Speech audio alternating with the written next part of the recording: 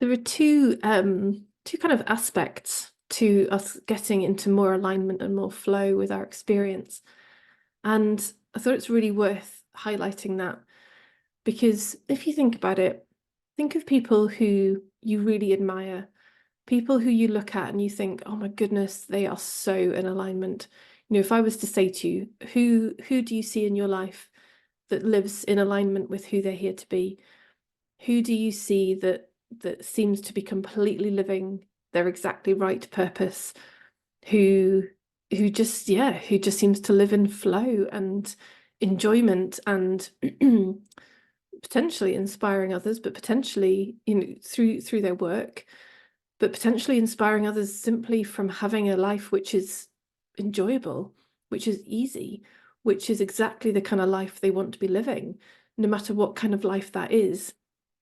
Often we do think of like the big names, the impressive people in our lives, but sometimes the ones also who we see being in alignment, who we also really would love to be more like, sometimes they have very simple lives, very quiet lives, very supposedly normal lives, and yet they are clearly in complete alignment and peace and enjoyment with that. So when you think of people like that, notice how there is that feeling of inspiration. There's that feeling of, oh yeah, I would love more of that. I would love to have more of that in my experience. And then we can go, well, and so why is it not here? Why is it not happening? And it's because, as well as the innate truth of who we are, seeing that in others and going, yes, yes, more of that, more of that. That looks more like what I think we're here for. As well as that, we also have the conditioning that has told us, no, that's not okay. Being like that is not okay. It's okay for them, it's not okay for you. So it can kind of be safe to look at another and to go, oh, wow, yes, that's what I want. I want more of that. Right. How do I get more of that? But if all the while behind the scenes, there is a part of you that's going, oh, oh, but I don't think I can have that. I don't think I'm allowed that. I don't think I count as that kind of person who gets that. Then there'll always be this tussle. I always think of the push me, pull you. There's part of you that's going, yes, yes, that. I want more of that. And part of you that's going, oh my God, that's terrifying. So notice, first of all, who the people are who you admire. Notice the people who you see appearing to live in alignment. We'll never really know, but what we do know is the feeling of resonance in us with that experience, the feeling of yes in us with that experience being more closely true to who we really are. And then notice if there are times when you've tried to live more in alignment, or times when you've perhaps gone on courses or worked with coaches and it's never quite stuck, or it's never quite landed, or it's never quite moved the dial. It's because there's also part of you that's terrified of being in alignment. So if you think about, and I know, I'm sure you'll have seen this in the world, if you've ever seen a little kid who's just wildly enjoying the moment, they're in their game, they're playing, they're just completely in alignment, completely in flow. And then for whatever reason, a parent comes along and says, no, stop it. That's not okay. It might be because they think the child's getting carried away. They might think the child's about to do something that could harm themselves. It could be because the parent actually just suddenly needs to go and they've just remembered and they've got to leave and it's very abrupt and sudden. It could be any circumstance which has led to the parent calling a halt, a sudden halt in that child's experience of that flow and alignment. And so that child is suddenly yanked from the beauty of that experience into contraction of, oh, I'm in trouble. I've done something wrong. I shouldn't have been doing that. Look, the parents being shouty, the parents being cross, the parents being angry. And the child's system, all it knows to do is to contract against that, as any creature does in fear. And so those kinds of experiences were the beginning of us believing that being in alignment isn't okay, that being in alignment is somehow dangerous. Those two things got associated together.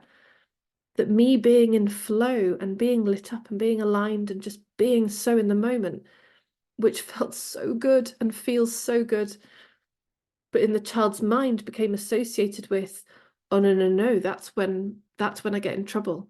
That's when somebody tells me off. That's when somebody stops me. And so that association has meant, and all the subsequent layers and layers and layers of association after that have meant that feeling in alignment and feeling in flow has come to be associated with being in trouble and being told off and being in fear. And so our system has protected us against it. It's protected us against being in alignment, against being in flow, because it looks like, from that childhood perspective, it looks like that's where danger is. So go back to whoever it is that really you look to and you see, yes, they are living in alignment. They're living in that feeling of their unique expression. And notice what comes up for you. If you then bring that into your experience and consider, what would that be like for me? You can start to notice perhaps the experiences in the body and your emotions and psychologically telling you why you can't.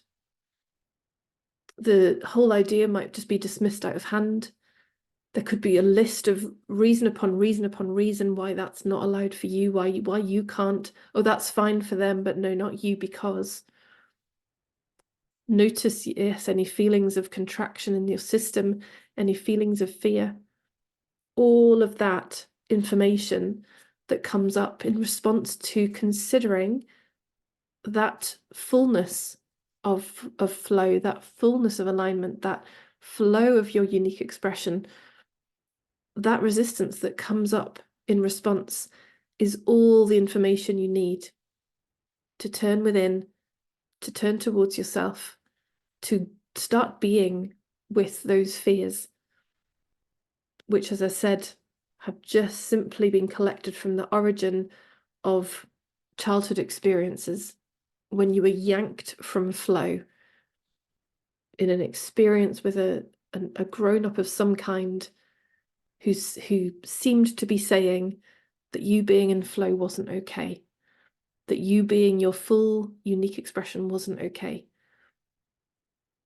I'm pretty sure, whether we can physically remember it or not, I'm pretty sure we've all had that experience. And our work, therefore, is to unravel that, to turn within, to unravel, unravel, unravel, and reveal, reveal, reveal that unique expression again. Because we love it, because we love that feeling. So I hope this has been valuable to you, to highlight why being your unique expression, being in that feeling of flow and alignment can seem so difficult to achieve.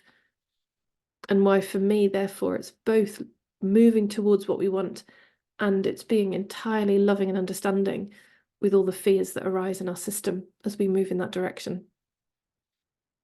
If you want to go deeper with this, if you want to know more about it, we've got the Enlightenment Summit starting on the 17th of January. It's free. And it's going to take you on a journey with 12 expert speakers in the world of enlightenment who will be supporting with both moving towards what you want and being loving and curious with that which has been feared all this time. I'll pop the link in the description, in the email, in social media, wherever it is you're seeing this. And I would love to meet you there. Lots of love.